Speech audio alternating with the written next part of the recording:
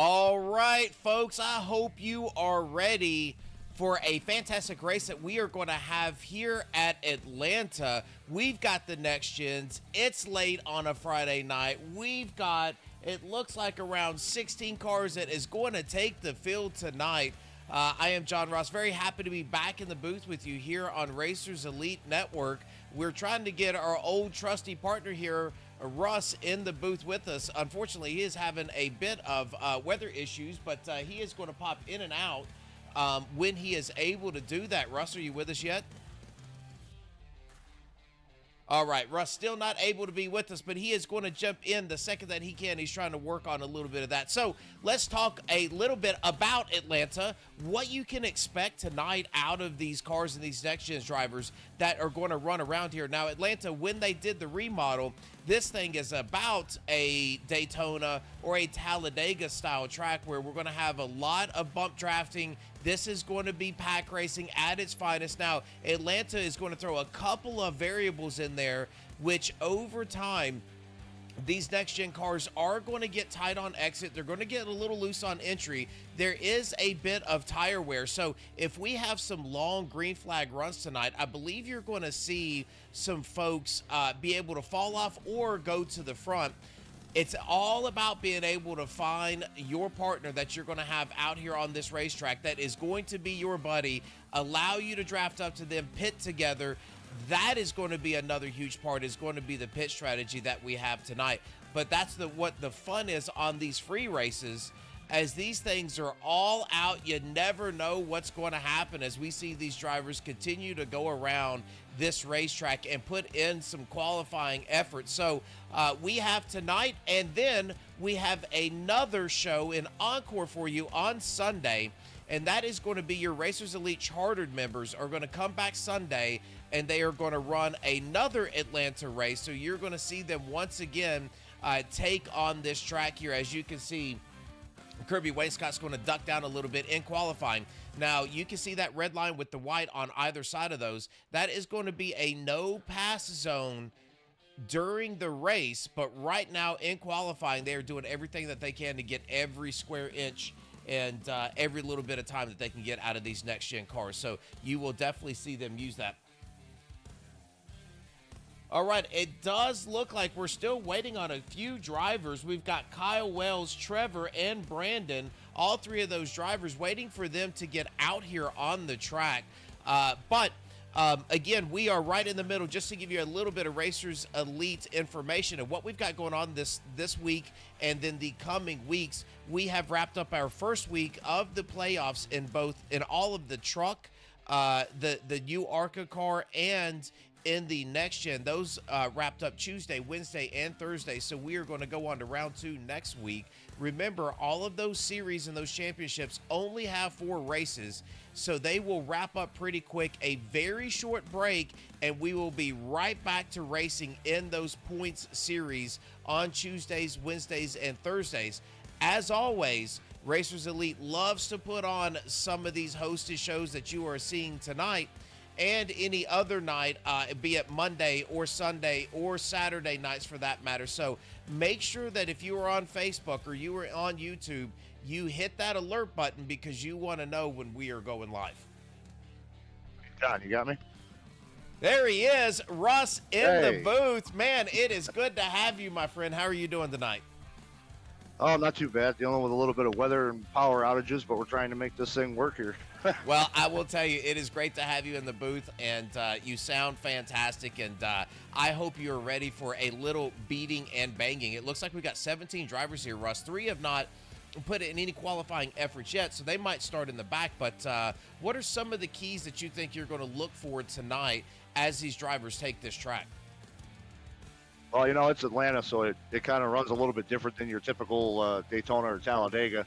I mean, you've got the super speedway aspect of it, but you've also got, you know, the tri-oval, which is always kind of a sketchy area, especially with the pack racing I found. You know, getting through those 2 little bends there in that tri-oval can be kind of sketchy, especially if you happen to, you know, get in the grass or get down on that apron at all, or you happen to hit that just a little bit wrong. It can get you out of shape really quick. So I think it's all about just, you know, keeping your car really in a solid position and trying to work your way to the front. And that is going to be the key, right? Is being able to get them up to the front, get themselves in a position to be able to race for this win. As now it does look like we are going to hide our tower here because we do have some qualifying efforts that are now completed. And let's see if we can show that for everyone out there on exactly where we are going to start. So you can see right now, taking the pole tonight is going to be Frank. Cody is going to be in second, Kirby in third. Alex is going to be in fourth. Terry's in fifth. Barry Nelson in sixth. Davis is going to be a seventh. Now, Russ, I've seen Davis running in practice. That is one of those drivers that I'm really going to keep an eye on throughout this race tonight. Chris is going to be in eighth. Pete in ninth. Andrew is going to round out your top 10. I don't know if you can see the screen, Russ, so I'm going to go right on through with Christopher there in 11th, Curtis in 12th, Zach is going to be 13th, Ron, Brandon, Trevor, and Kyle are all going to round out your 17 drivers that are going to take the field tonight. Yeah, it looks like a good field. I can see the screen. It's just like you were saying, the names were a little bit small and hard for me to read on this cell phone that I'm currently trying to do this on, but yeah, it looks like we got a good field. Should be really interesting here at Atlanta tonight, bud. Yeah, I'm going to be interested because, obviously the update dropped. So I'm going to be very interested to see how these drivers are going to take this thing on, how they're going to manage the tires if that tire update done something to these cars here at this track. And what you want to look for, Russ, is some long green flag runs. We've got 130 laps, so it's just settling in. I did see earlier that normally on these special events we do not have a fast repair. Tonight, Andrew has thrown a fast repair in, so these drivers, if they get damaged, going to be able to come down, get that fixed, and get back out on the racetrack. Yeah, I haven't really had a chance to try out the next gen since this last update, but I mean, I've heard a lot of guys, complaining about some of the changes. This car has gotten a little bit tougher to drive, maybe a little looser, from what I understand. Don't really know if it's a change in the tire model or exactly what it is. So it's going to be really interesting to see how all of these new updates and changes really take into effect on the super speedway type of a racetrack. Yeah, and, on all the other races that you can see out of Atlanta in the next gen, what you can expect is two really tight lines down at the bottom. That low line is obviously going to be where a lot of drivers feel comfortable.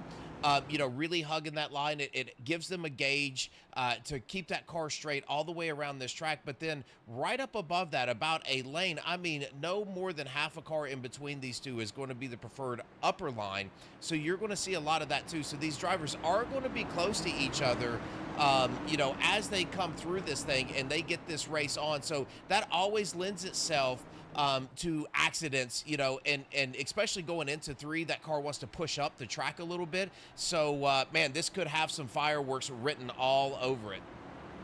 Yeah, absolutely. Like you said, really you've got those two dominant lines, but this again, it doesn't run like a normal super speedway. So, you're not going to really see guys right up against the wall like you would at Daytona or Talladega. But these guys are coming to the green flag, it looks like. So here we go, John.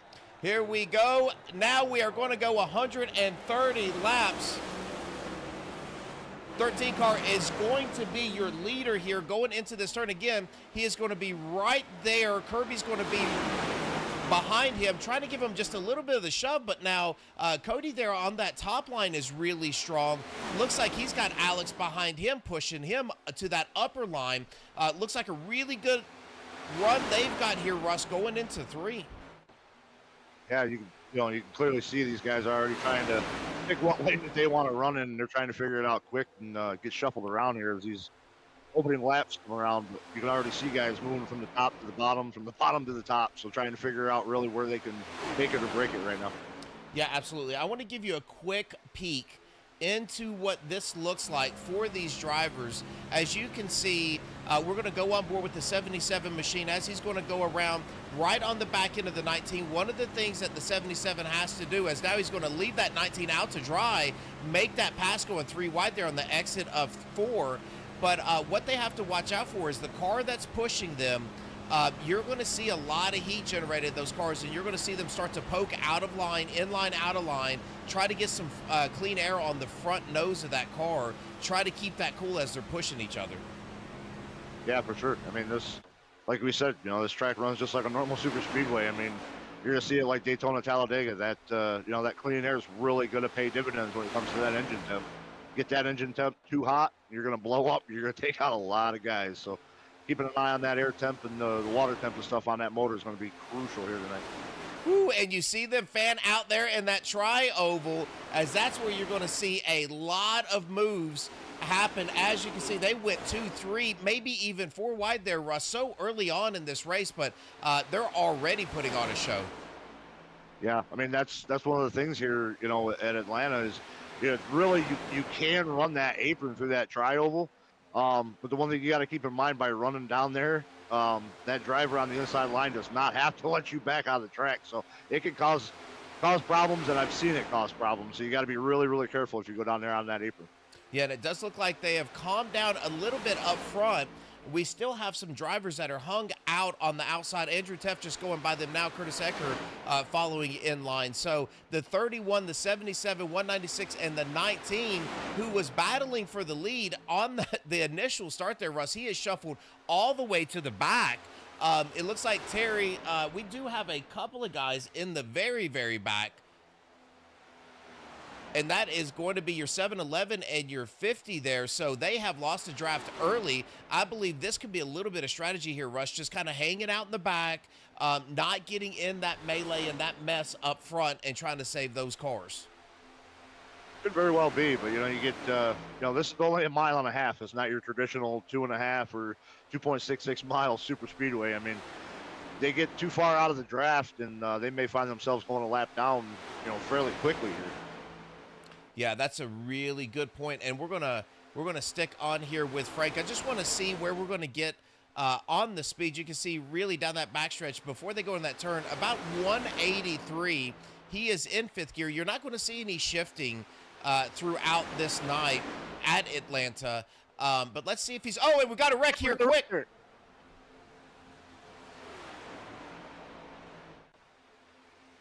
And I do not see a caution flag. That was Brandon. Cody Bonelli's involved in that. No caution. There it goes. There it is. There it is. I was going to say, that was kind of a big wreck to not have a caution. Yeah, let's see if we can jump back and take a look here. It looked like maybe Cody got off of the track, come back on the track. Oh, no, that is actually where he's down in the grass. So let's see if we can take a look here. Oh, and he's just going to get loose coming out of that turn. That 47 getting loose. That's going to clip the 92. Cody is taking evasive maneuvers. The 42's involved in this. I believe that's going to be the 88 on your timing tower. Man, the 92 is going to come back and just crush the 47 again. And there you go, Russ. That is what happens so quick on these plate races. Yeah, 100%. One guy gets loose and a bunch of innocent bystanders get caught up in it. It happens really quick, especially here. Yeah, and you really got to think as they're going to catch up to this pace truck, you've got to think too, when you're coming off of 4, that, like we talked about, this new tire model, you want to settle these cars in. We were about 7 laps into that race. You want to make sure that that is nice and settled, that the tires are underneath of you, and it just looks like, there is a part of this tire model in this new revamp of the next gen where you can get that driver in front of you extremely aero loose by moving across the back bumper of their car. And it's never going to be more evident than it is on these plate tracks. Yeah, absolutely. I mean, especially here in Atlanta. I mean, I've been in that situation. I've been getting pushed here, in league races and stuff like that. And somebody goes to move to the outside or move to the inside, and it gets you loose, and it'll bring it around really, really quick. Yeah, that definitely happened. Now, if you are these drivers here, we've got clean race cars, but I've got to think 10 laps in, you did have that accident, Russ, but I don't think that's going to happen a lot. I would look for this to potentially be a long green flag run. I might duck in and get some fuel here. Yeah, it's possible. I mean, we may see some different strategies play out tonight. I mean, I'm not exactly sure what a fuel run would be around here right now, but I'm assuming tire wear would kind of run traditionally like a normal super speedway. You really don't have to worry about it that much. So, I mean, you could duck in, grab some fuel. I mean, there's, not really a lot of positions to be lost, but, at the same time, you want that clean air too. So you kind of, if you're out front, you want to be out front. Well, there you go. It does look like you are right. I do not see any takers coming down pit road right now. We still have Brandon that is down pit road. He is now coming out. He is probably taken that. No, he has not taken that fast repair. Looks like he is choosing to try to get this car fixed, keep that fast repair in his pocket for later on in this race. Yeah, I was gonna say. I mean, really. I mean, that I think that wreck looked worse than it probably was damage-wise for those guys. So, I didn't really, foresee anybody really using up their fast repair at this point. All right, so as we reset this thing, we've got Frank on the inside. Kirby is going to be on the outside of him. Then we've got a couple of guys that run these special events only, and that's the 85 and the 91 there, that are going to be right behind them. And so you've got to think, you've got Kirby that runs in a lot of these races and the series. He's going to be searching for a pushing partner, and I think that's where that shuffle is coming into right now. Is the 92. Look like he come off of 4 hot again, and he might be wrecked once again. Man, and he is back in the pits, Russ. Let's go back and take a look. I think he just had that thing coming down this straightaway hot. Checked up again. That's a new tire model issue right there. Yeah, I think he came out of that turn, and that field kind of surprised him a little more than he thought, and got on the binders and just could not control it. All right, all of that said, he might be using his fast repair now. He is definitely using that fast repair now. And here you go. We are going to line these drivers back up. They're going to be coming to 12 laps into this 130-lap race. There you go. Green flag there in the air. Oh, what a great push by the 85. He is going to get Frank out in front a little bit. Now, that top line gets a fantastic run, just like they did on the first initial start there, Russ. Now the 10 car starting to nose ahead here. Yeah, that outside can usually get a pretty good jump here at Atlanta on these restarts. But, a lot of times I see that bottom line is usually pretty predominant towards the middle of the end of the race. But looks like Kirby got around him and got him cleared. He did, and Ron just barely squeezed in front of Frank to stay behind Kirby. Now it looks like Frank is he is getting his front end cut off by a couple of these drivers. Now he is going to settle himself back in. He's going to be in 4th. As we go around, Kirby is going to take that lead. Ron is going to be right behind him, and Zach behind him. So now these first 4 lined up, now 5, 6, 7 lined up in a row as that top line again, just like we saw initially, is starting to fall back. Yeah, and that move by that outside line, we got another wreck back there. Looked like Cody Benelli went around again. Caution is out. It did look like him and Kyle got into it. Let's see if we can go back and take a look. We're going to let everything calm down for just a second.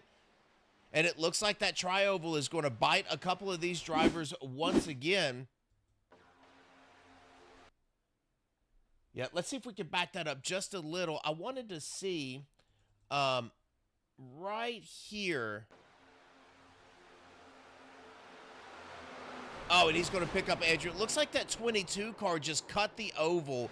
I believe Cody's just going to be an innocent bystander. Curtis Ecker is in the grass. Looks like Andrew Teff got caught up in that. So the 22 car there, and I'm not sure who the 22 is. That is Kyle. Yeah, Kyle.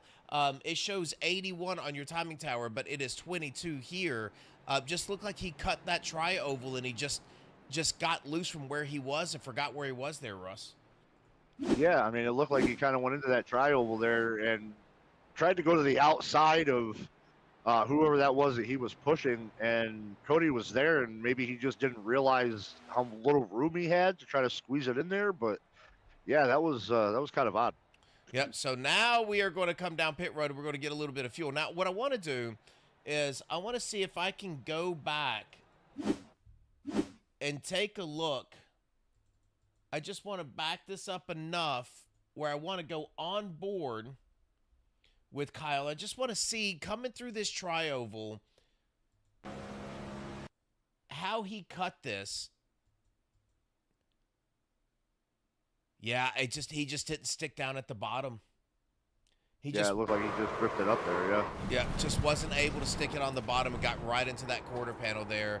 Oh, he hit the pace truck too. He hit the pace truck.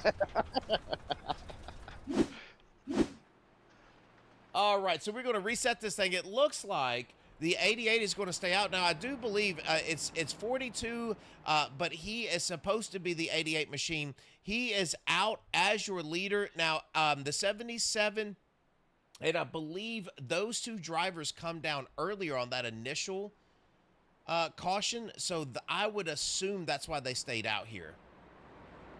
Yeah, I mean, I think we only went 2 or 3 laps there, so yeah, they just came down pit road. No need to come back down.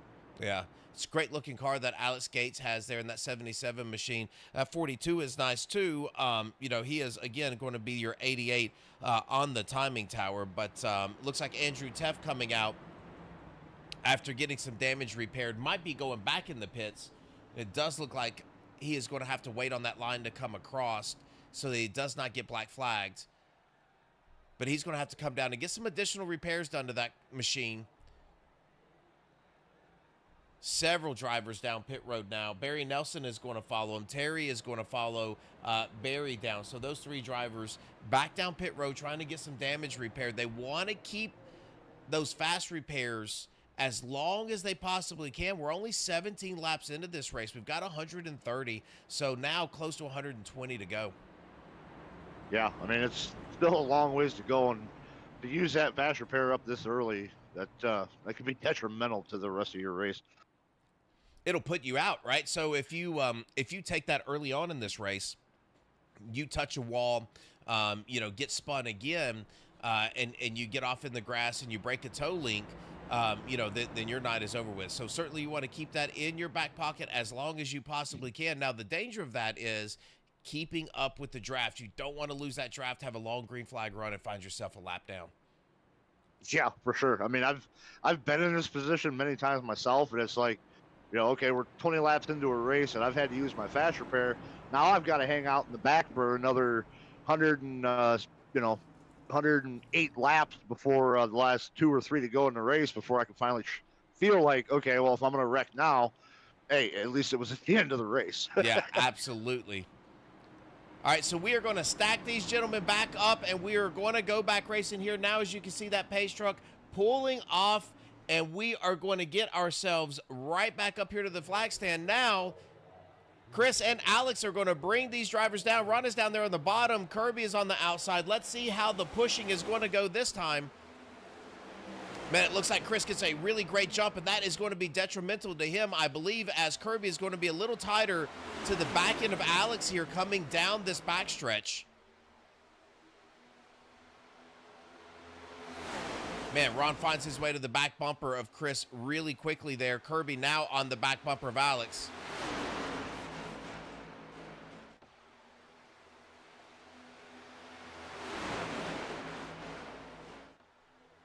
And just like we saw before, Russ, it looks like that bottom line is just going to start slowly inching their way out.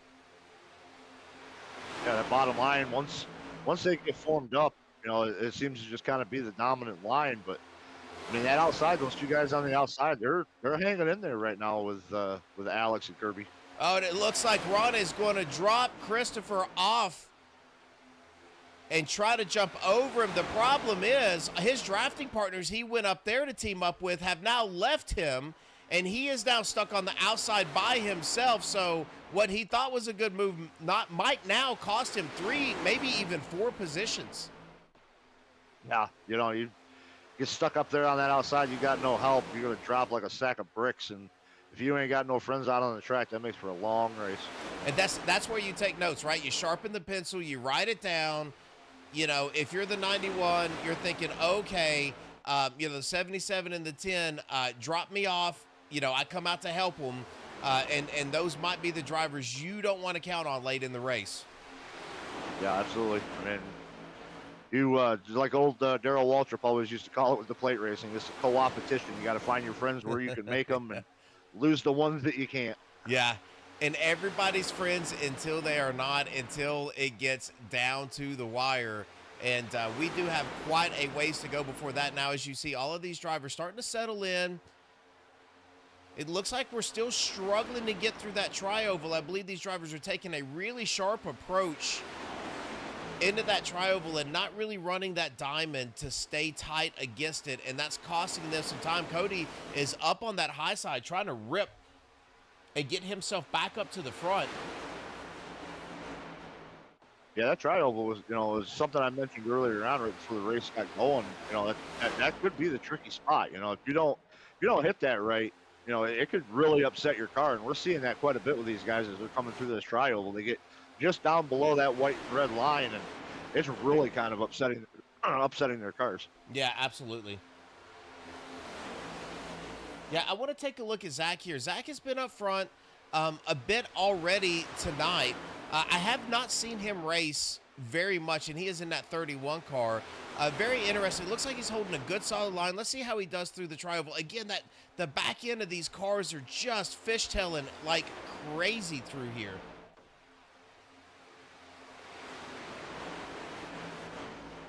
Another guy that we haven't seen a whole lot here, Russ, and this is Davis.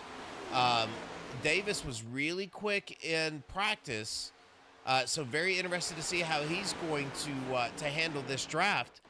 As now it looks like you're starting to see some different lines creep in, some drivers starting to work the top. Ron back up top there.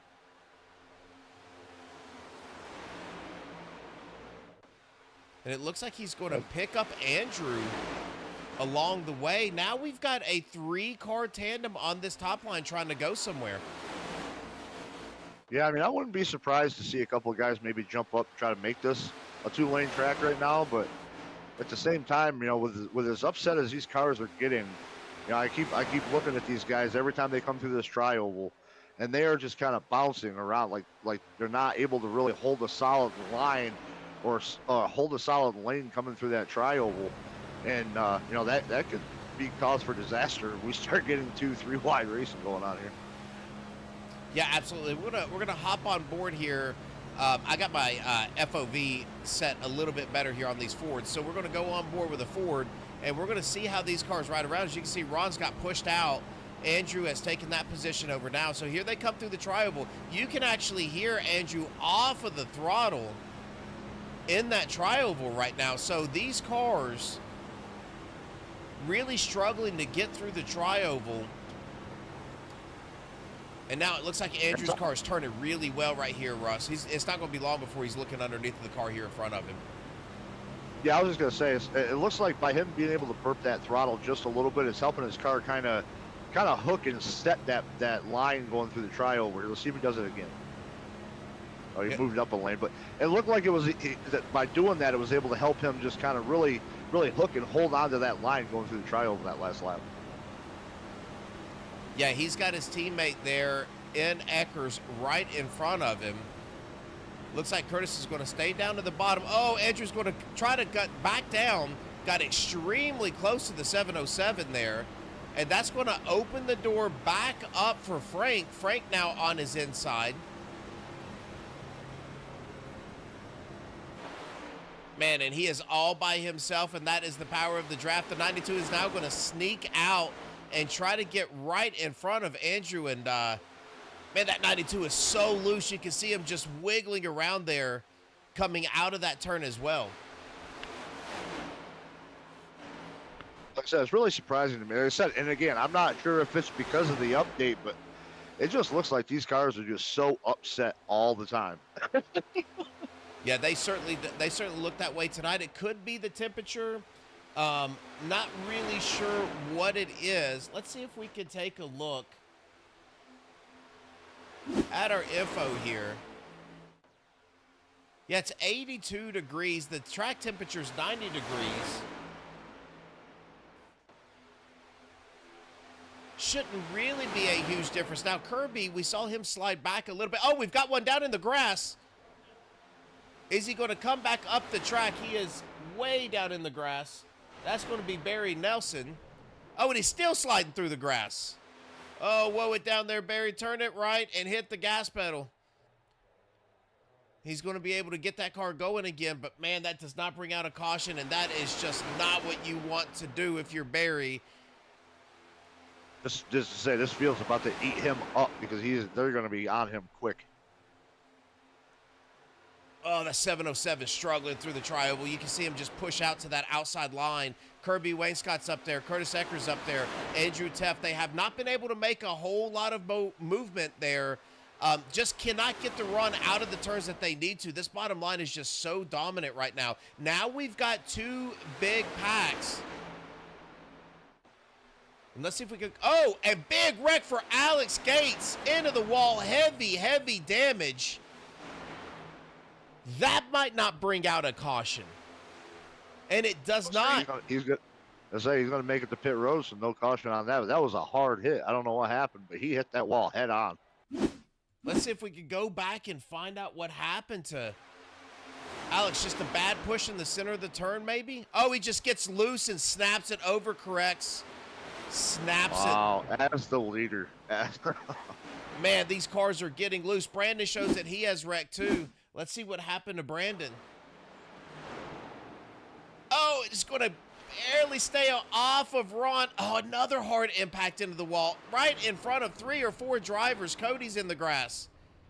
What is going on with these cars, man? They are just all sorts of out of shape, and we have a caution. Now we have a caution. I believe that's going to come out for Brandon. We saw Brandon crash, got into that wall. We do have, I believe we do have live race control, so that's probably where that caution is coming from. These drivers need to take a little bit of a breath. We went back green. Was that lap 18? We're at 34 now. I think it was 17 or 18. 17 or 18. Yep. 17 laps on those tires, and they just start skating around like that. Yeah, that's really unusual to me, especially for, a track like this where, it's got that super speedway feel. But, with this new update and potential tire model, maybe that's kind of taking that away here in Atlanta. Maybe the tires wear a little bit more than they would at Daytona or Talladega. Yeah, it's a really good point. Something has definitely happened here. As you can see, Cody getting that lap back, that much needed. I believe that's going to put him back on the lead lap. But something has certainly happened. This is the first time that I've been in around Atlanta in the next gen after the update. I have raced the next gen quite a bit, Pocono, Charlotte, a few other tracks, and certainly the aero model is a little different. These cars are so loose when there's another driver on the back end of your car. That could be part of the issue, but man, you just wouldn't think here in Atlanta you'd see this. Oh, I mean, as I said, I've ran here, quite a few times in this next gen since they've basically, repaved or remodeled this track to more of a super speedway style, and I've never seen drivers have this much trouble holding onto their vehicles. I mean, this is kind of just baffling to me. Yeah, we show Ron as crashed. What has happened to Ron? This is under caution here. That car does not look broke. Oh, it looks like he's just going to stop and call it a night, maybe? Or he's just waiting for the field to catch up. Maybe he had to wait for the field to...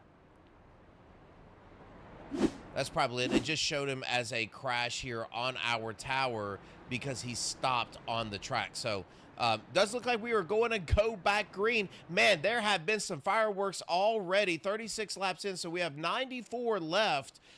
We are not halfway yet. So, Russ, we've got a long way to go. These drivers still have a lot to learn. I feel like in this car, on this track tonight, they are going to get that done. But my goodness, do they have enough fast repairs to get through it? I mean, yeah, I'm definitely glad I'm in the booth and not down there on the track, because I would be struggling worse than what these guys are right now. That's kind of scary for me. Yeah, so as we reset this, Russ, Alex, that was in the lead before he just made a heavy impact. And that's an immediate fast repair in that next gen. It definitely broke that toe link. He is going to be a total of 2 laps down. Now, Ron, not sure what happened. He might have stayed in the pits a little bit too long, had to let the field go by him. He is going to be a lap down. So another caution comes out. Ron gets his lap back. Alex is going to have to hope for at least 3 cautions here to get himself back on the lead lap. Now, Cody Bonelli was able to do that, back on the lead lap. So we've got 13 cars taking the green here on the lead lap. Yeah, with the way things have gone so far, I mean, I definitely wouldn't count Alex out of this yet. That's a good point. Okay, so here we go, back green. Chris, once again, up front, a little bit of a broken start there. Top line not going at all. That is going to allow Davis to get right behind. Zach is going to fall in line. Zach was starting second on that outside line. 707 did not get going. So a little bit of a fractured start. Now, what is crazy is we saw Kyle earlier having difficulty navigating through that tri-oval. He's going to be up to fourth and kicked out quickly as Kirby Wainscott is going to go underneath of him there. Yeah, I say, that restart there, I don't know if maybe somebody restarted in the wrong gear or if they missed a shift, but yeah, it was just like totally broken up, which really allowed this bottom line to really kind of develop and, leave whoever was up top right to the back. Yeah, that's kind of the MO going right now. Now, I can tell you that Kirby is starting to sneak a peek underneath of this 31. 31 is entering that turn just a little high, and he's opening the door for Kirby. If you don't want that pass to happen, you've got to keep that car down there. If not, his nose is going to be underneath of you extremely quick. As you can see, him starting to push up again, and Kirby's right underneath of him. Let's see if we can go on board with Kirby. You can see him, Russ, just working the bottom.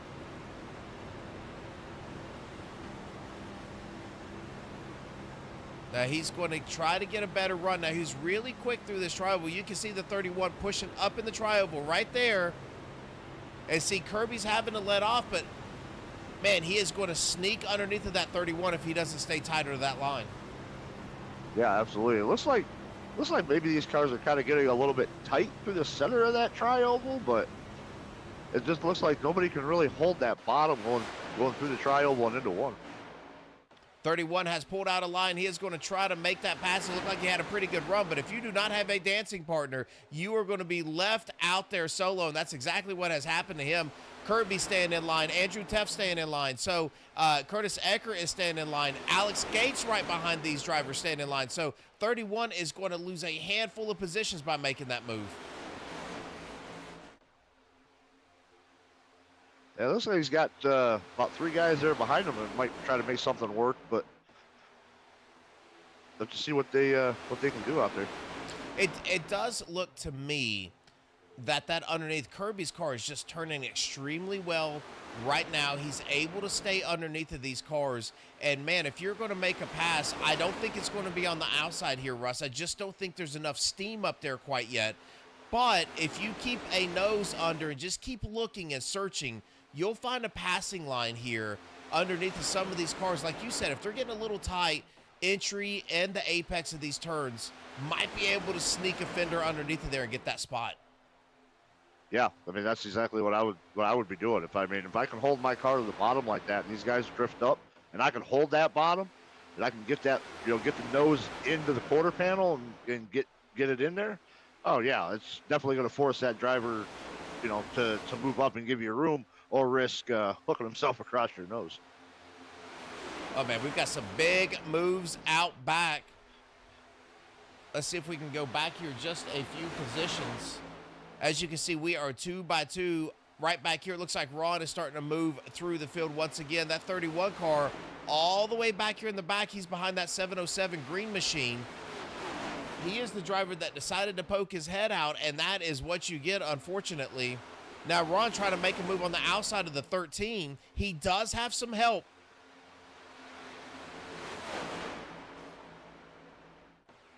Man, I have seen the 196 in Barry. He has tried to make some moves a few times. He's poked that car out there. Nobody has went with him.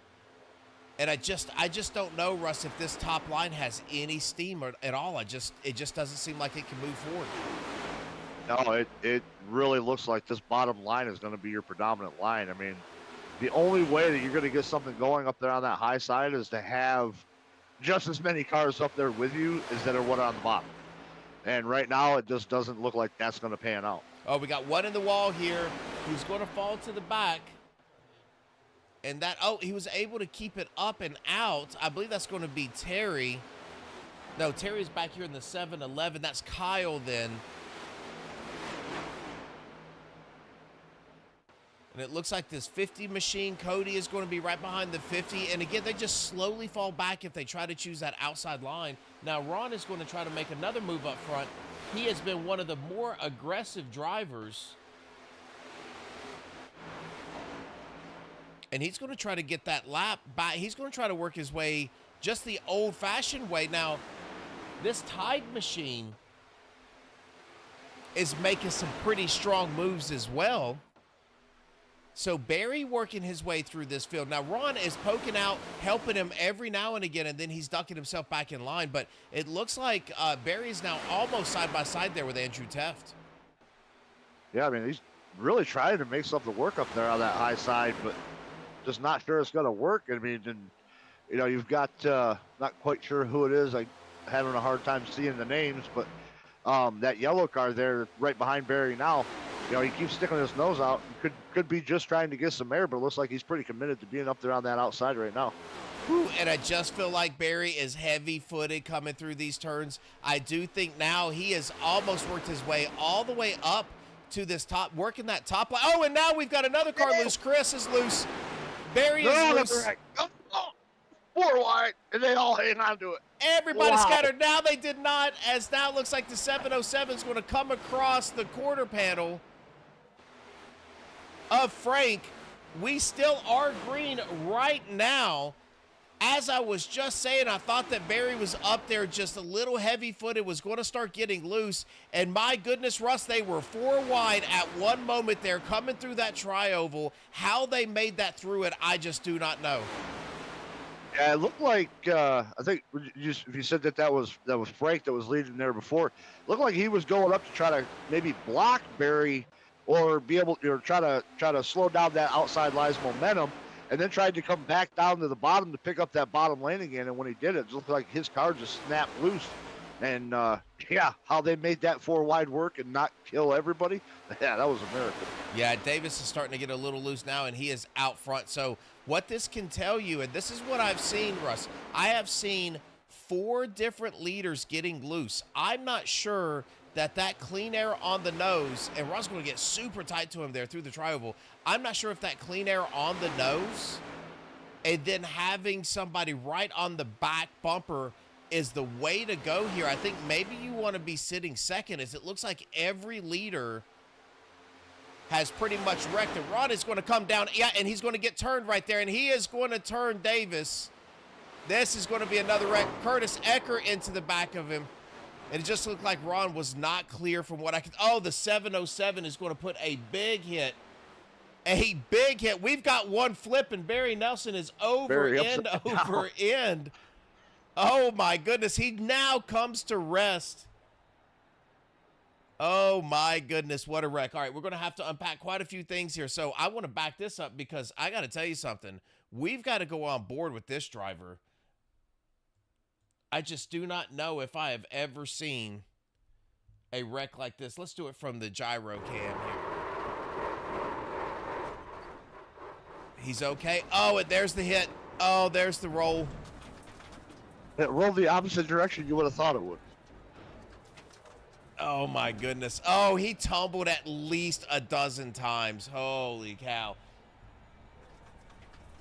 All right, let's see if we could go back on board with Chris. Chris was the one that really looked like he finished him off there. Oh, he's on the break. Oh, and he just slides down. Oh, somebody else got underneath of him there, Russ. That's what sent him up in the air. Yeah, I was saying, it looked like somebody got underneath him, and that's what would have sent him over. Oh, look at him just flipping and rolling. Man, Frank is in the middle of that. Frank was right there's his car on the right-hand side. He might have been the one that ran underneath of him to get him flipping. Let's see if we can go on board with Frank and see how that worked out for him. Sorry, folks, we would do a quick repeat, but all these drivers do not show as wrecked. Oh, there it is.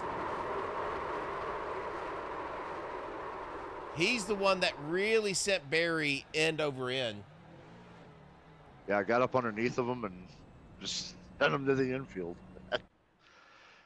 Just extraordinary series of events playing out right now.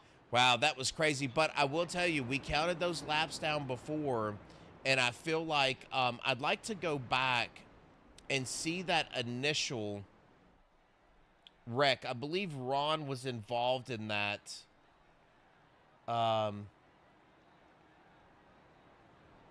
Let's see if we can go back and find where Ron was at this point.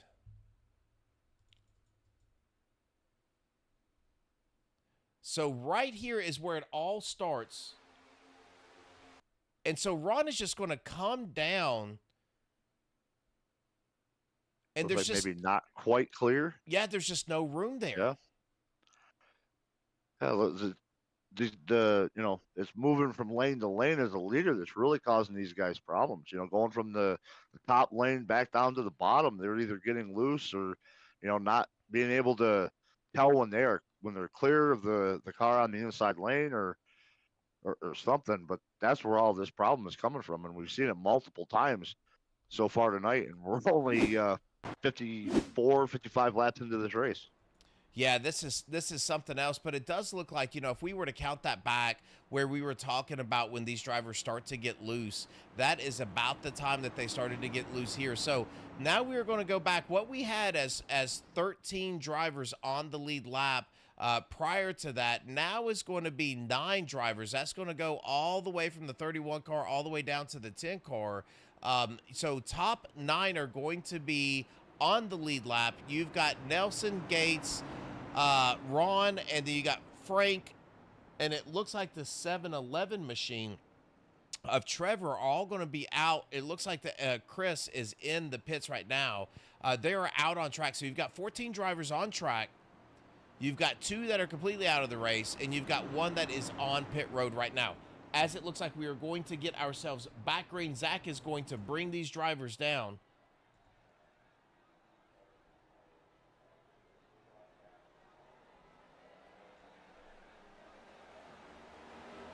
Looks like Zach got a great start there.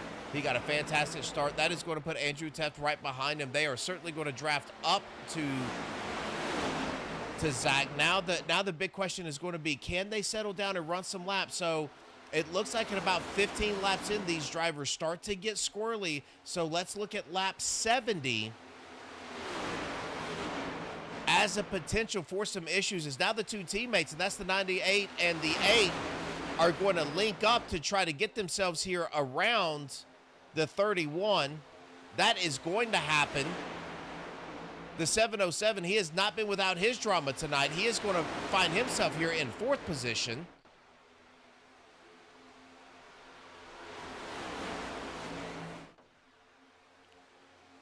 Kirby Wainscott's down on the apron. Ron down on the apron here on the back.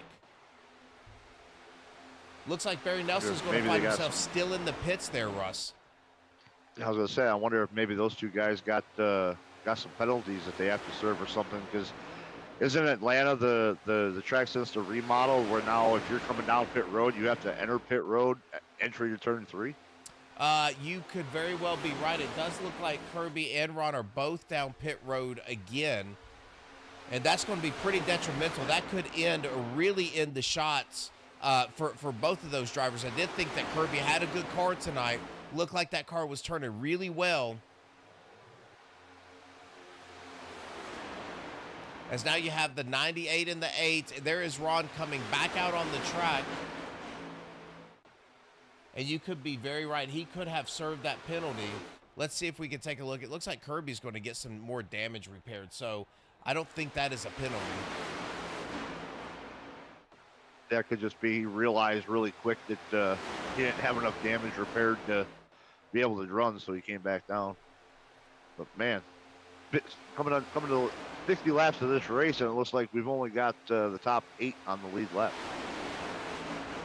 There has been some attrition, but now they are going to learn a lot for that chartered event that is here on Sunday, where they are coming back to Atlanta, and they're going to do this all over again in the same next-gen car. So at least a couple of these drivers really learning what it's going to take to navigate this track as we're going to come to 60. So by the time we get to 70, it'll be very interesting. It looks like Curtis is starting to squirrel around just a little bit already.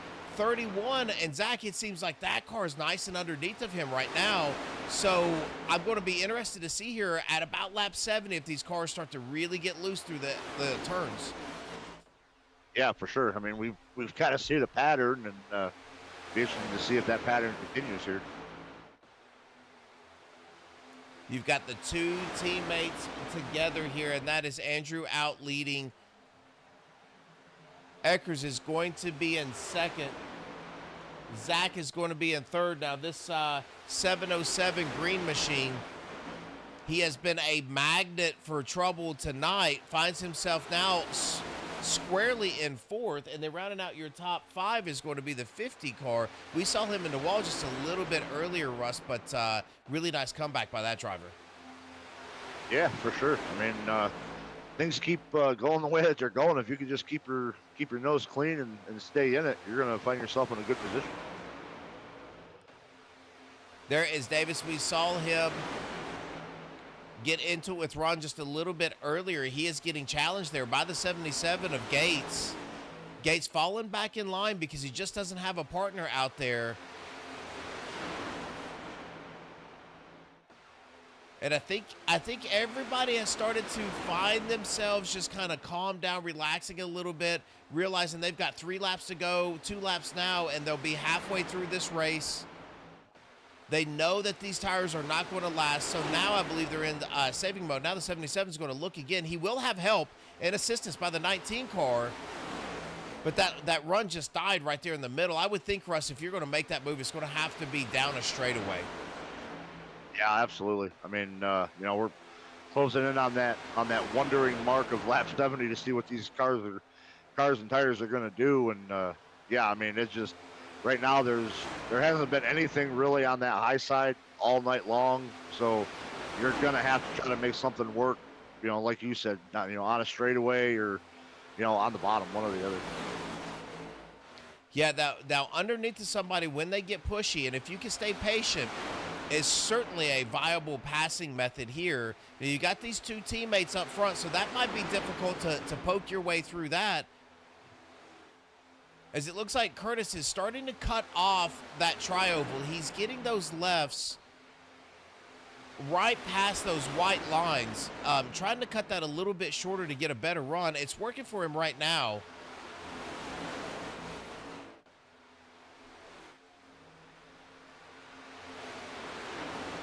Man, 8 cars on the lead lap. Now, we do have about 12 drivers in this pack, so lap down or not, at least you're going to have some fun. Now, Andrew's going to come up on a lap car here before too long. I believe that's going to be Kirby. Kirby showing 2 laps down. When he gets past here, that is going to make it 3. He will be the only driver 3 laps down. Yeah, he's going to have to hope for a myriad of cautions here in the rest of this race to be able to get it caught back up. All right, Russ, so have they been smart? Have they been saving those tires? It is about to be the time where these things are going to start showing the wear, showing how you've taken care of them. Now, Andrew getting up there, trying to catch that draft by Kirby. We did see a lot of positive movement in these drivers on that high line later on in that run. We saw Barry Nelson really work his way to the front using that high line. Yeah, I mean, it's a possibility. I mean, right now it's looking like Andrew's just going to kind of settle in here behind Kirby and try to push him. And, maybe it's a little bit of a tactic for that looseness that, like you talked about earlier, being the leader, maybe getting a little squirrely as being the leader from the car behind you. Maybe he's kind of using Kirby right now as a little bit of a buffer to maybe settle his car down just a little bit. Yeah, that's a really good point. And, we always like to call those on these tracks kind of the fuel pig, right? So if you're the person out front, I'm just going to sit behind you and I'm going to save fuel while you use all of yours. I'm going to use your gas pedal too. So they could be doing that as well. But it is a really good strategy here if Andrew is doing that, getting that dirty air on the nose to give it a little bit more grip and turn so you're not as loose on exit. Because it does seem like that lead car is the one that gets loose. Now we have another driver here in the back. see if we can find out who that was. That looks like they fell. Oh, no, the 22, Kyle, is around again. That is 70 laps in. Will he cause a caution? I don't believe that he will. He's going to get that car rolling. Let's go back and take a look. This is the driver that we've seen off of the track. I don't know if maybe he was trying to make that pit entry. It does look like he is. Oh, touches the grass there, Russ, and just gets up and spins it around. Yep, just a little bit of grass and under braking is going to break you loose every time. Oh, no, big wreck up here. We missed something. It looks like Andrew Teft is going to be the cause of some of that. Let's see if we can go back and take a look. Kirby went off track. Let's see what happened here. Let's back this thing up. Kirby was out in front. Oh, I'll say it looks like the exact same thing that's been happening. There it is. Leader gets loose. Yep. It is where they're getting across that back bumper there and just taking the air off of them. And then it looks like Andrew is just going to get solo loose there about midline up.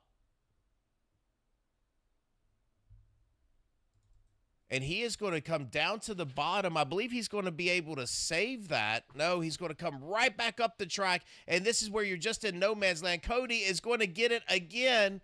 Terry in the 50 machine making contact. Golly, just a lot of additional cars just getting destroyed here.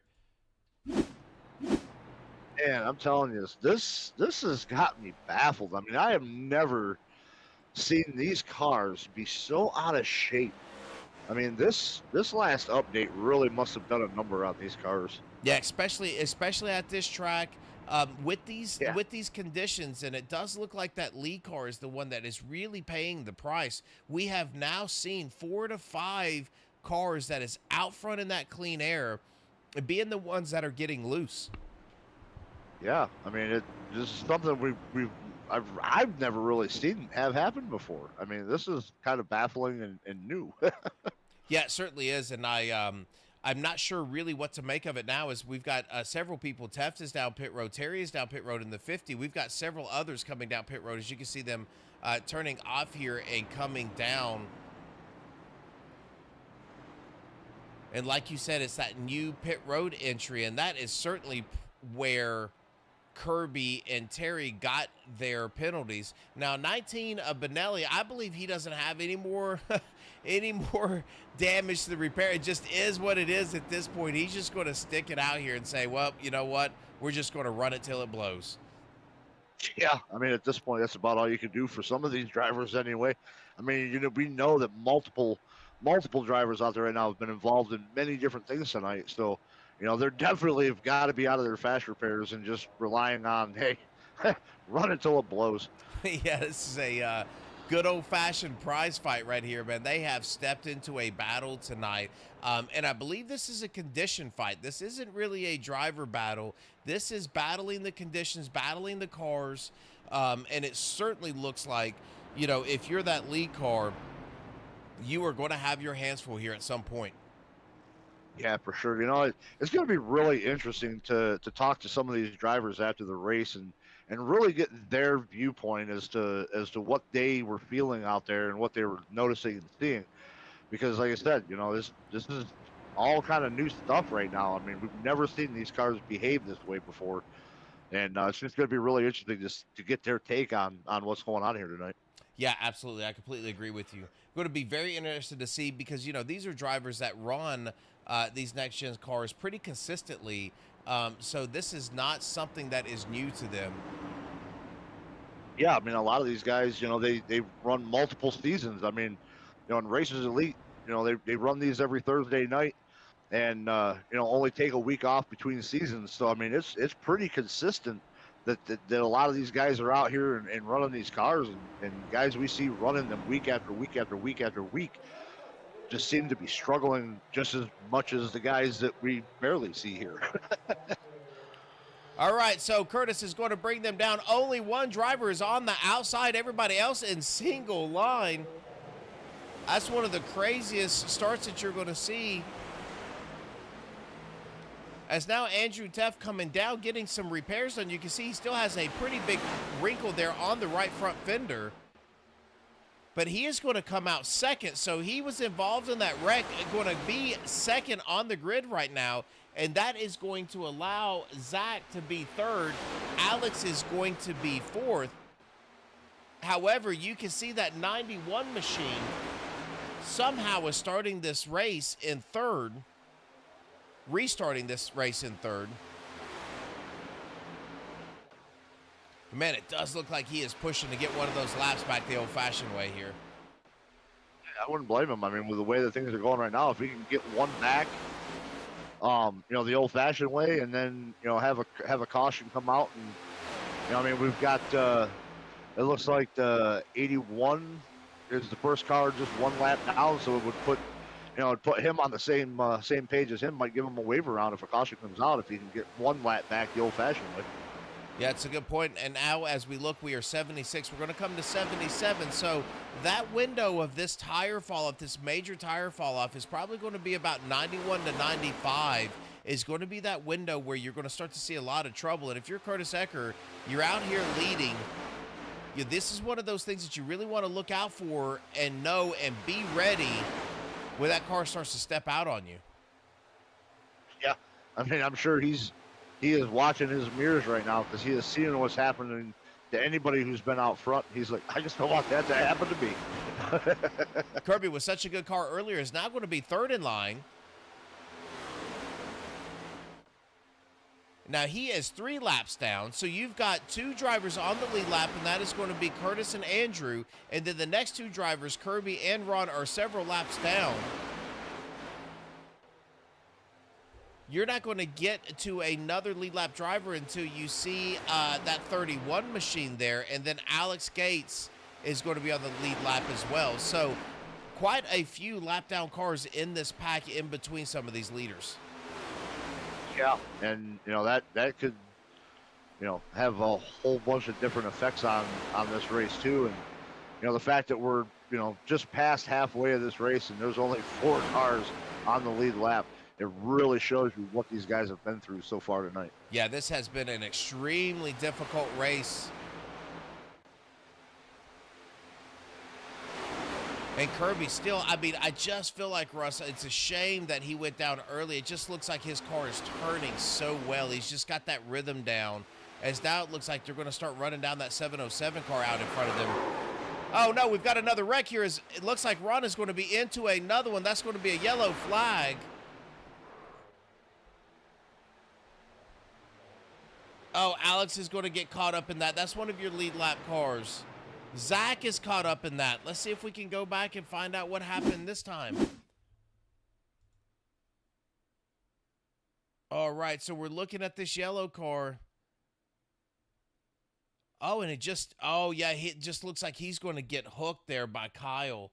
Kyle just getting down, maybe touching that apron. Man, and then there it is. There's the big wreck. Alex, we know, is already taking that fast repair. The 22 is in it yet again. He can't get away from him. Rod is going to come back and T-bone the 22.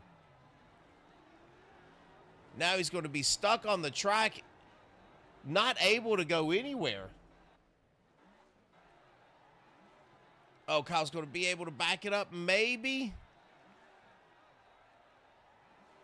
There he goes. He's going to be able to get that car backed up. Thank goodness, John. Whew, I don't know what to make of this. I really don't. I'm kind of dumbfounded.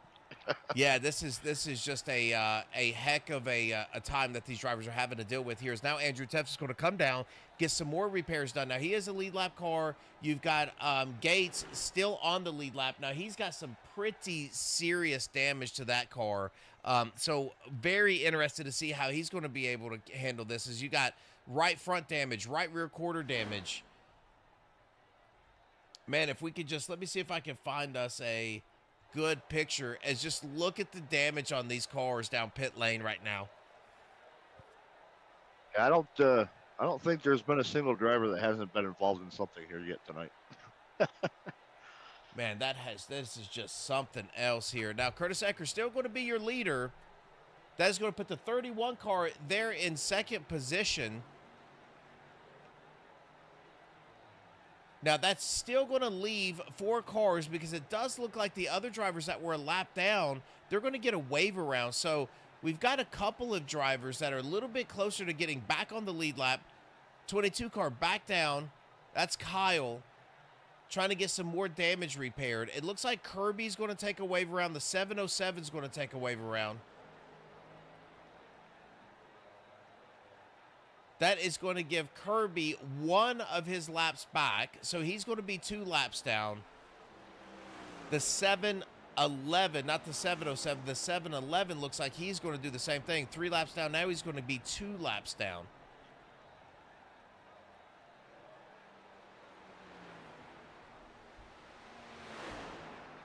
Wow, we've just got more damage getting repaired just over and over and over again. I believe Teft was still down pit road there. He is about 23 seconds behind this, trying to catch up.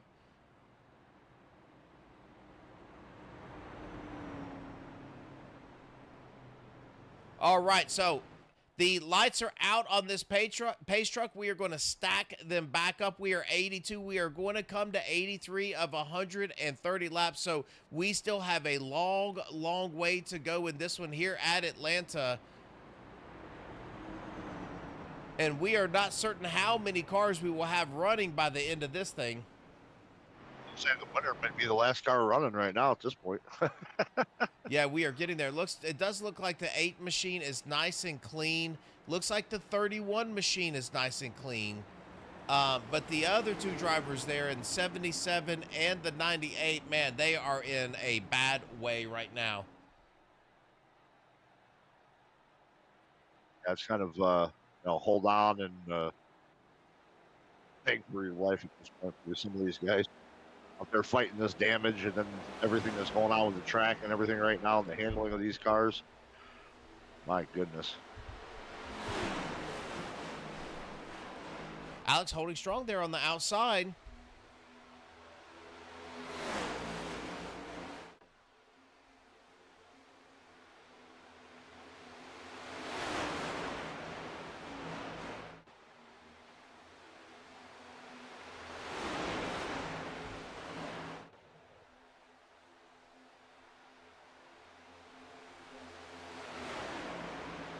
Man, Andrew. I was gonna say, sorry, John. Something I had just noticed by watching the 77 come through that trioval right there, is I wonder if this track has not gotten bumpier since the update, because I watched that 77 just bounce up and down when he went through that trioval. So I'm wondering if maybe there aren't some extra bumps in this track right now that may be helping to assist in creating some of the poor car conditions. Yeah, it's a good point. I'm not certain. I have not driven and been on this track yet since the update, but certainly there have been some changes that have happened here.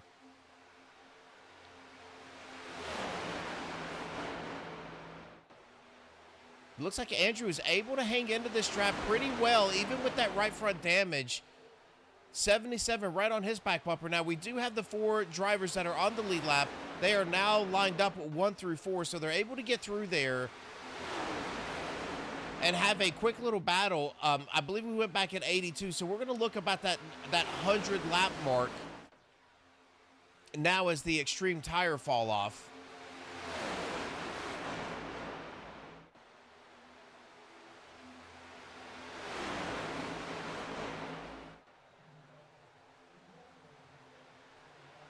Man, the A car looks like he's starting to move around. Now, he does have a good line through that trioval.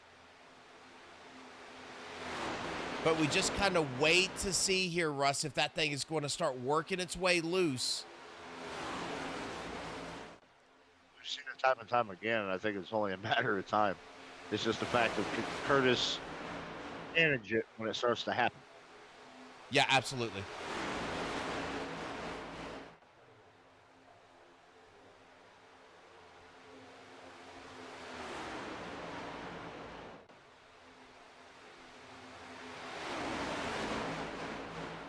Man, everything looks a little quiet now. 707 taking a peek underneath of Kirby there. Kirby out all by himself. That's going to push him back a little bit.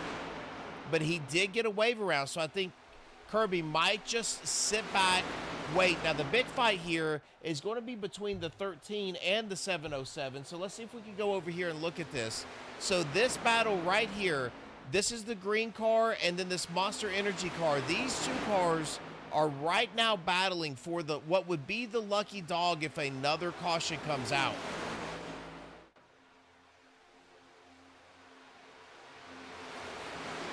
Now, looks to me like maybe right now everybody's just kind of trying to settle it and turn some laps.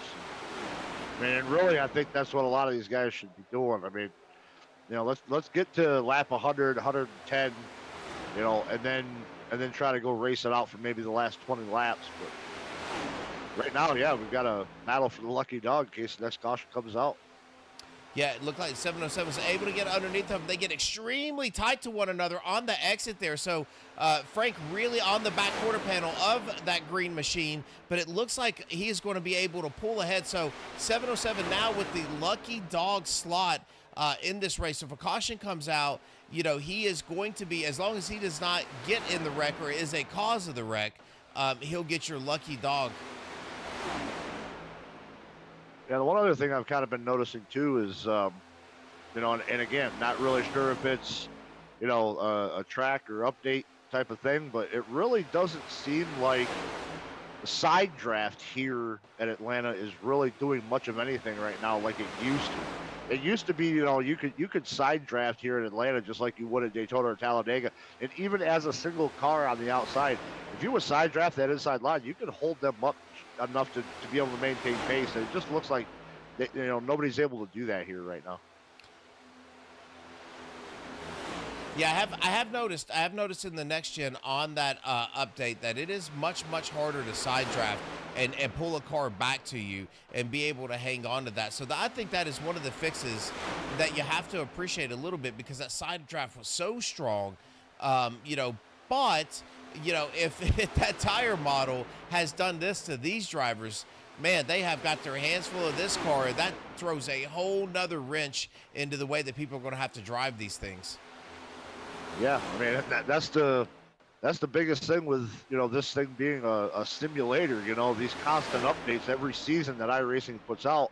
They try to give it as much of a realistic effect as what they can, basing it off of, current knowledge and understandings of what these cars are going through in a real life, race and stuff like that. So, maybe this is a change that iRacing has realized that, prior to this update, maybe these cars really weren't handling like they really do in real life.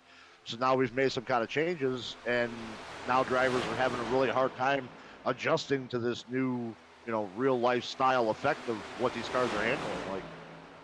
Oh, you can see the lights change now as these lights are going to come on and give a completely different look, as now these cars almost look like they have a little bit of a glow to them.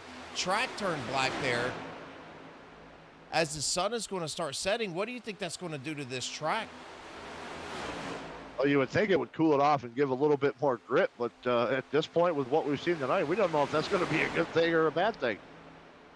I completely agree. Now, Curtis Ecker still out here leading. Let's see if we can hop on board, and we're about in that time period where these cars are going to start working their way loose. You can see that track now changing, go into a black asphalt look versus that gray as the lights coming on this track here at Atlanta.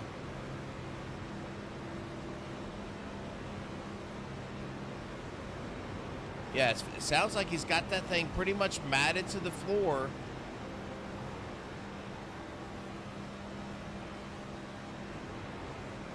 I got a little loose on that tri-oval there, coming back to the left.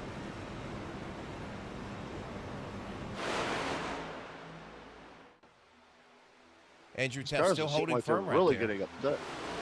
Yeah, I say it looks like these cars are really kind of getting upset going through that tri-oval.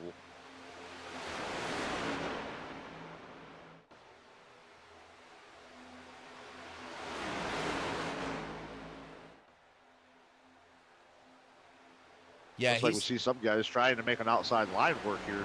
now I would think, I would think with a broken up bottom line, there's only 5 cars nose to tail there, and it does look like now Kyle's going to get all the way up to the fence and get in the fence, and that is going to bring that battle back between Frank in that 13 and your 707 car. So this, again, battle for the lucky dog spot is going to wage on.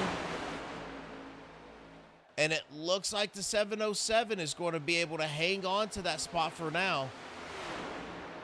Yeah, I mean, just Frank left out there to dry, hung out there to dry, and ball right to the back again. Yeah, Cody's going to get by. He's got pretty heavy damage still on that car. Kyle is going to start looking underneath of Frank as well.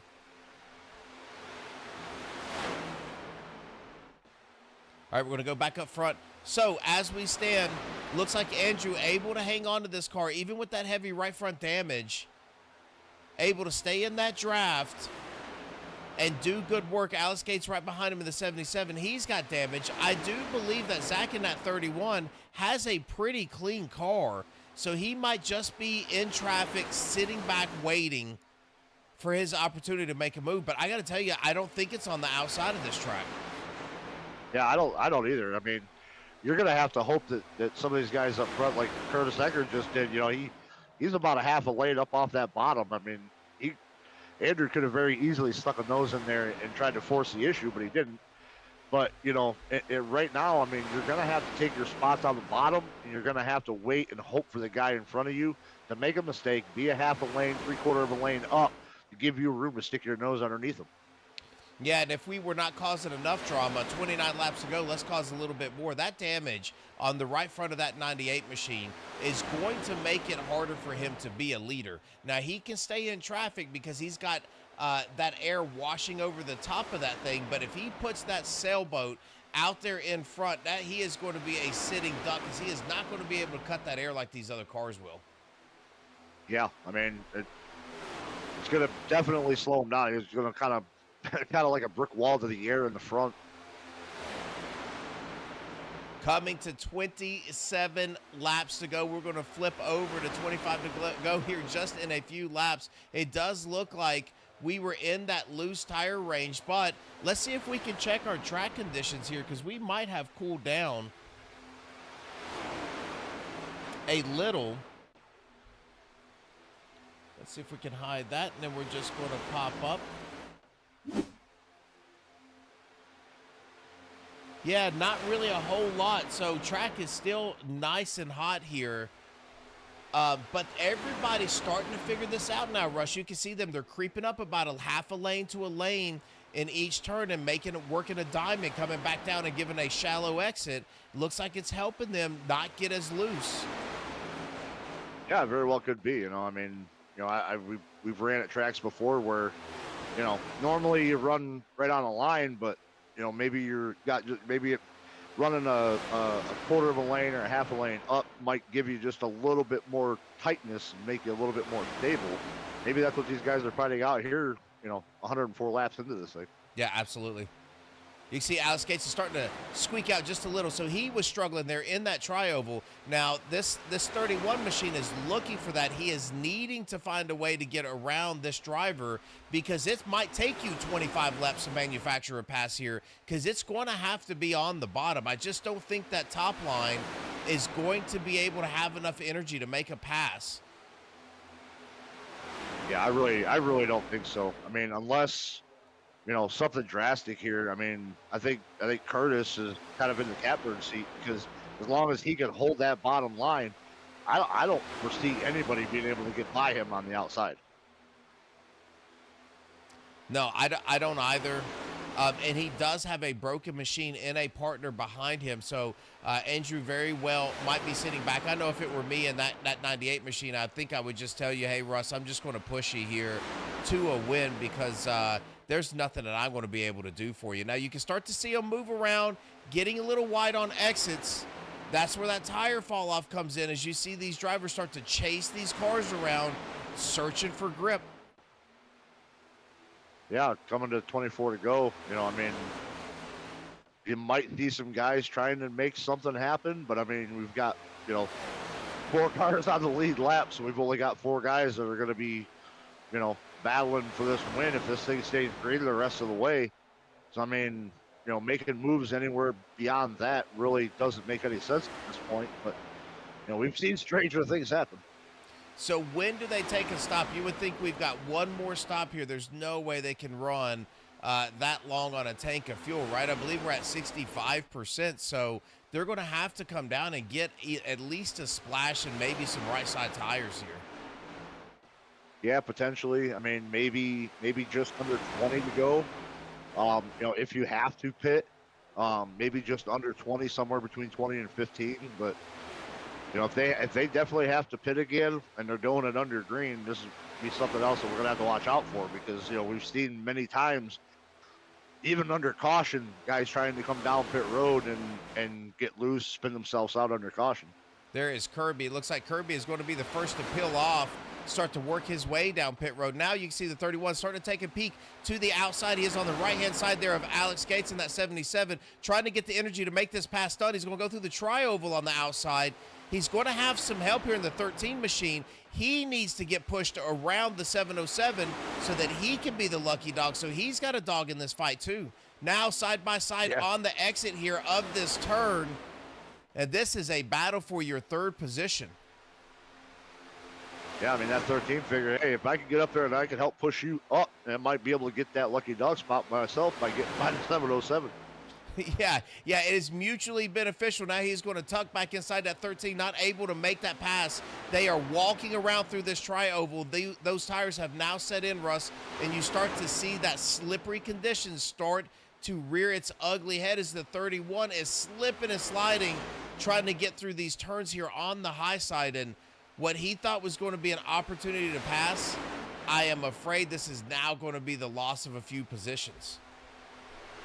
Yeah, I mean, and the fact, that you're losing these positions to lap cars, I mean, you're not really hurting yourself position-wise, but you're hurting yourself track position-wise. Yeah, absolutely. So you've got to play a little cat and mouse when you get ready to set up this pit stop. Now he's going to keep trying to push it. He still has Frank behind him. That's going to pull him back a little. 77 is going to wash that quarter panel out and work his way up the track. It's making 31 have to do the same to stay away from him. He's now going to go high line. We might have a three-wide battle here for third. That looks like Alex Gates thought, hey, if anybody's going to go to the lead, I might as well try to do it here. Yeah, that was a very, very smart move by him. He can either sit there and get past or come out and try to win this race, and now he's going to do that. They're going to be side by side, the 8, the 77. Alex is now pushed in front of the 8. He is going to clear him and bring the 31 car with him. So now they have flip-flopped. 1 and 2 are now 3 and 4. 3 and 4 now up to 1 and 2. And that was surprising, and they did it on the outside, but they had the help. I mean, if it was a single car trying to do it, they would have absolutely not made it. But they had those cars, they had the help behind them, to be able to make those passes on the outside. That was quite impressive, because we haven't been able to see much of anything come from that high side here tonight. Yeah, you were right. That is impressive. But was that move a little early? Because now it just gave those two teammates that are sitting back in the chat talking about it, did it just give them the recipe to make that pass happen for themselves? Could very well be, but again, even the two of them, they're going to need help to get around these front two cars too. Yeah, really that 13 machine helping Alex Gates. Now, Alex with some pretty big damage. It looks like he's got enough of that fixed where that car is still a hot rod out here in the front. 31 pushing him as they're working their way up the track now, starting to work that diamond coming off. You can see the tire where the cars are floating in the round. They're not as stuck as they used to be. So this is going to be some sketchy racing here with 15 laps to go. Yeah, I mean, we got 15 laps to go now, and, we still haven't seen any of these guys come down pit road except for Kirby Wainscott, who is already laps down. So that begs the question of, do these guys have to come in again?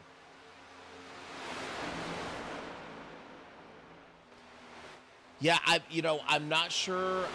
It's probably something we should know as far as what that fuel window is going to be, but I could not imagine here at Atlanta they're going to be able to work their way, 35, 37 laps. But 14 to go, we are going to call this thing like that's exactly what's going to happen. Is now 77 still holding strong on the outside. They are coming up on this lap traffic. Curtis getting a little separation from Andrew.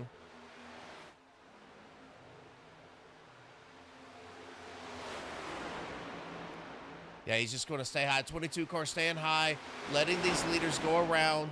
Looks like the 707 is still firmly in place for that lucky dog position. Now his battle is right behind him, staying in this draft, doing a good job. This is going to be about a 7-car pack here. 22 is going to try to attach on. He's going to be able to do that. So now make this an 8-car pack.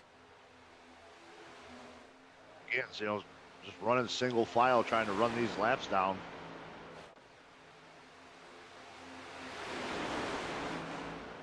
Yeah, I think Curtis now is happy to sit back. He's not making any moves.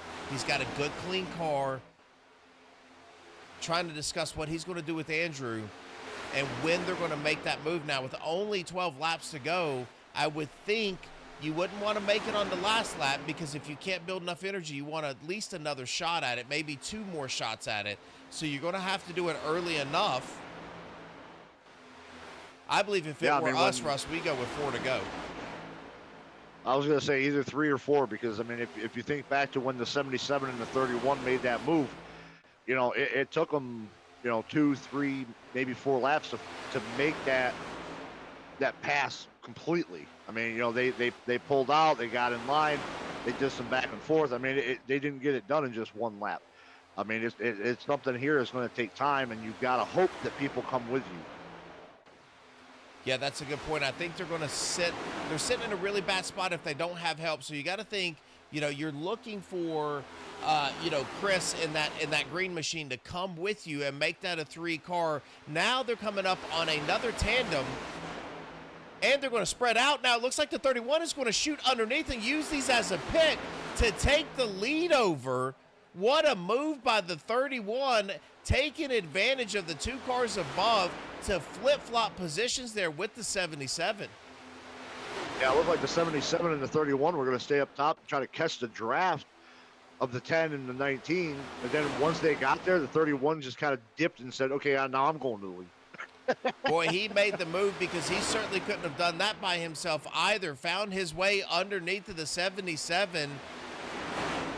Now he is sitting in the spot that you want to be in. If I am here and I am at this track, I want to be leading. I know at Daytona or Talladega, you'd like to be about 3rd or 4th in line. But here, I believe I want to lead this thing. Is now the 31 starting to sneak out a little bit, putting about a half a car length there on the 77 to Alex Gates.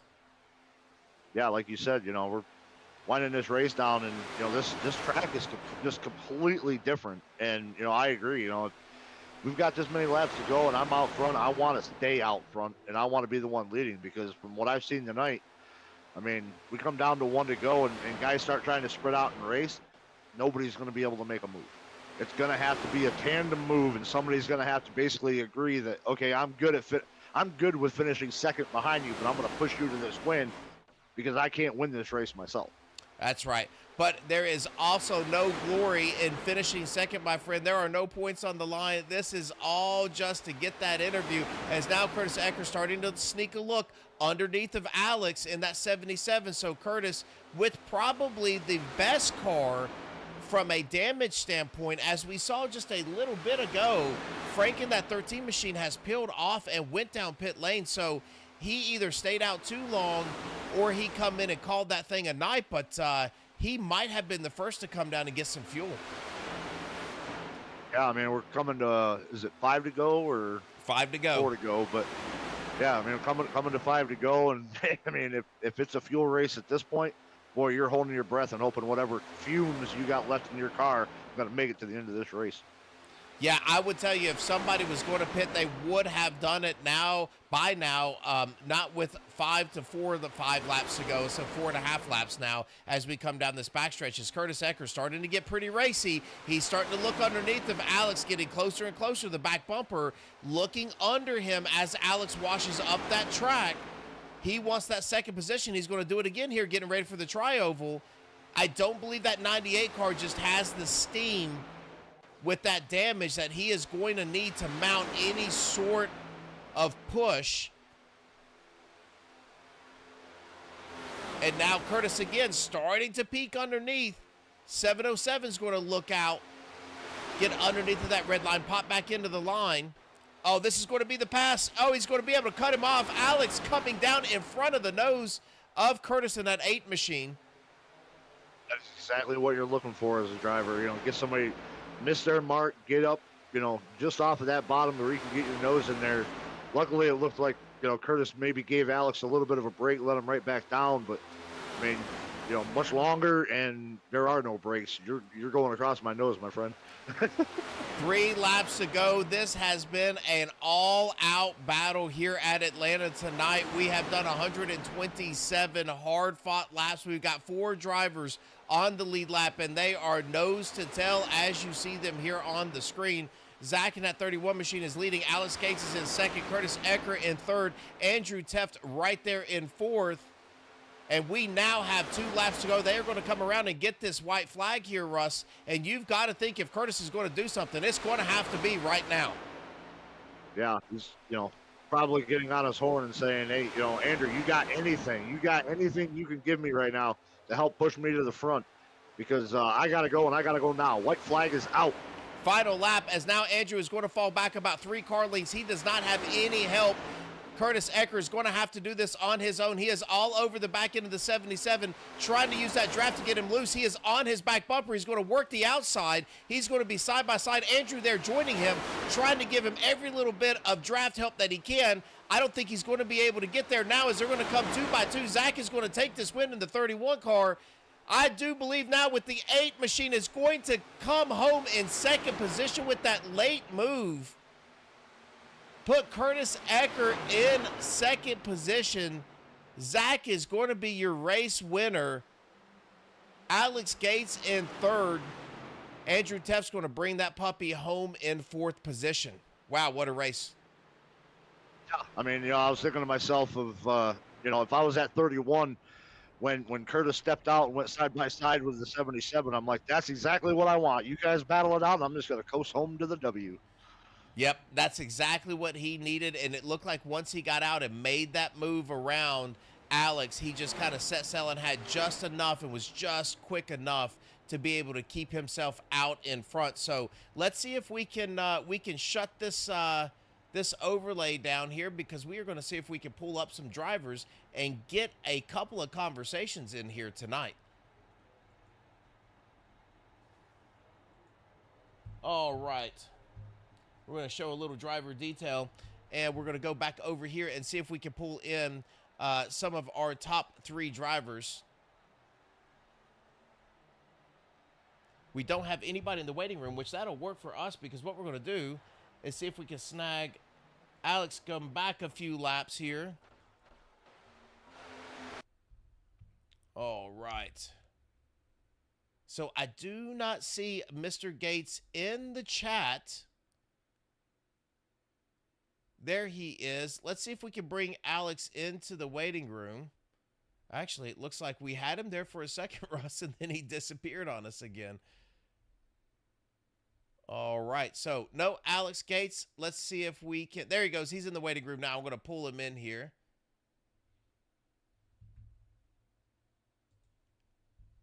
Hey, Alex, this is John and Russ in the booth. You got a copy? Yeah, I can hear you guys.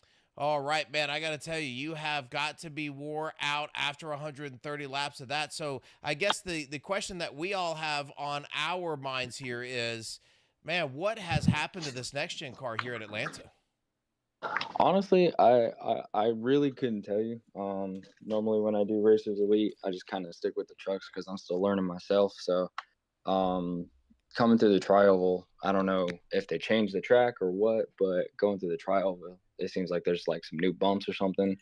So if you hit it wrong, the whole front end just wants to bounce everywhere. So it made it fun, made it interesting. Unfortunately, early in the race coming out of 4, I just snagged that red line with my left front and it sent me into the wall. So yeah, and it looked like you were just kind of along for the ride there because it just completely shot your car to the right. But let's talk about that move that the 31 there of Zach put on you, because it looked like you were kind of trying to pick up the draft of the two lap cars in front of you. He had that window shot down underneath of you, and that looked to be that race winning move. Did you think he was going to stick behind you for a little bit longer, or did you anticipate that?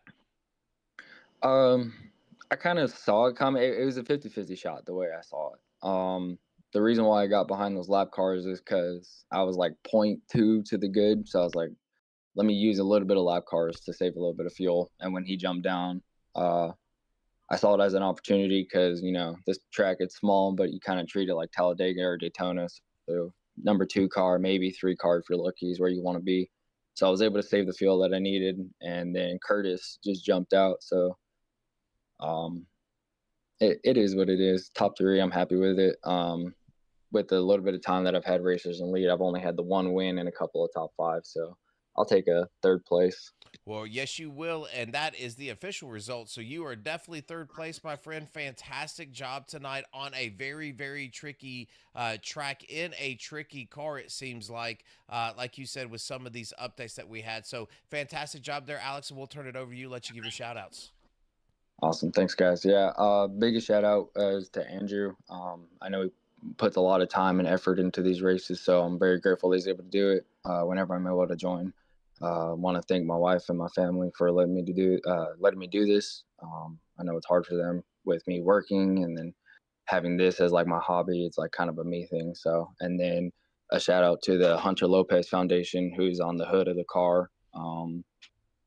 It's nice to be able to represent my old team leader and everything. So, I just want to give a big shout out to them.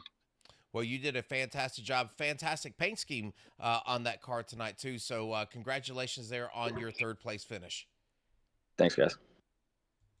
All right, so there is your 3rd place car and your 3rd place driver. It does look like now we have our winner. I do not see our 2nd place driver there in Curtis Ecker. I don't believe he is wanting to do an interview tonight. So we are going to switch back over to our race winner here, Russ, and I will turn that over to you once we get him called into the booth.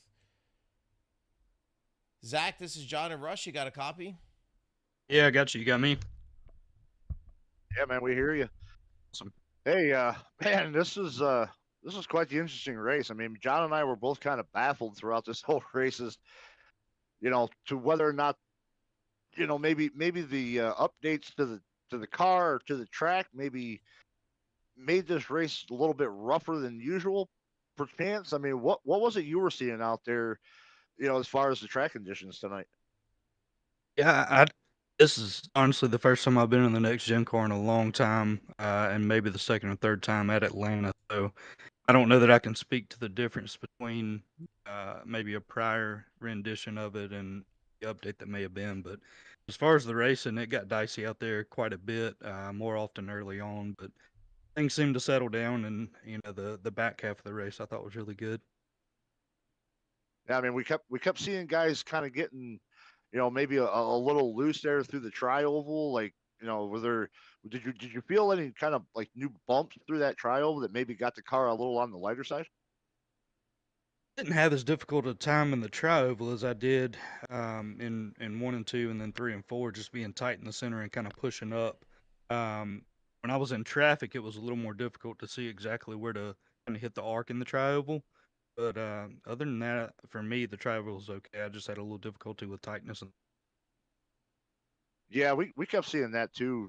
Through 1 and 2, 3 and 4, looks like guys kind of like in the middle of the turn were kind of getting loose, pushing up maybe a half a lane or so. But take us back through that that move that you made on Alex with maybe 2, 3 to go there. Take the lead as you guys are coming up on those lap cars. Did you have that plan in mind, or was that just something that was kind of spur of the moment, like, oh hey, I got a shot now I gotta go? Well, if we back up about 30 laps, I was running 4th, just riding, and I was telling myself once we got to 20 to go, I was going to try to start making some moves. Tried to get by him on the outside a couple times, couldn't do it. Luckily, he moved up, and we both got past Alex, and I can't remember the 8 car who was in first or second at the time. But Curtis Ecker. Yep. Yeah. So Alex and I got by them. Once we got to the lap cars with however many 5, 6 to go, he moved up to stay in the draft and knew they were slower. So as soon as we got close to the lap cars, I thought that may have been my only opportunity to take the lead. Yeah, and that proved to be the race-winning move, and I'm sure you're probably glad that you made that move when you did, and that ended up getting you the W here tonight. So, I mean, good race all in all. We probably one of the top two cleanest cars left out on the racetrack here tonight. So, we'll go ahead and turn it over to you. Let you give any shout outs that you got. Any friends, family, anybody watching, sponsors. Yeah, I appreciate it. That was a really fun race. Really enjoyed it. I appreciate Andrew putting these things on. This is the first race that I've been with Racers Elite in quite a while. So glad to be back with all the guys. Andrew, again, thanks for putting it on. All the logos and the companies you see on the car are all mine. So Duggan's Welding is my primary business. It affords me the opportunity to buy the iRacing rig and to have fun doing it. Echelon Apparel Company, West White Beard Co., Law Shaker Assault. Anybody's interested in going down to Ocean Isle Beach and renting the house for a week, come on. Well, that was Sounds fantastic. good, man. Yeah, we listen. Anytime we can get ready to go to a beach, man, we were certainly taken. But fantastic job there. Picking up that win tonight on a very difficult track, and it looks like you guys had a blast. So thank you very much, Zach. We certainly appreciate it. Thank y'all. Thank y'all for what you do. Sure, appreciate it. Thanks, man. Okay, so as we kind of sit back and think about this thing, man, what a race. And then we've got to look at Sunday, because there is another one of these things Sunday, Russ. And I think if I took a couple of things away, especially listening to Zach, one of those things is going to be, make sure that that you try to take care of your tires, look for the long run, and really just try to keep the nose clean on that machine. You don't need to race this car until about 30 laps to go. Yeah, I mean, we've seen a lot of calamity happen here. We really weren't sure why, and we kind of got a myriad of responses as to what it couldn't be. But yeah, we got another race coming here on Sunday, and I'm telling you, if tonight was anything telling, Sunday's going to be just as exciting as it was tonight. But man, and that's going to be our charter drivers, so make sure that you tune into that. Russ, it was a very good time with you tonight. I certainly appreciate you getting back in the booth with me. That was a ton of fun, and for everybody out there, we appreciate you tuning in here to Racers Elite Network, and we will catch you on Sunday.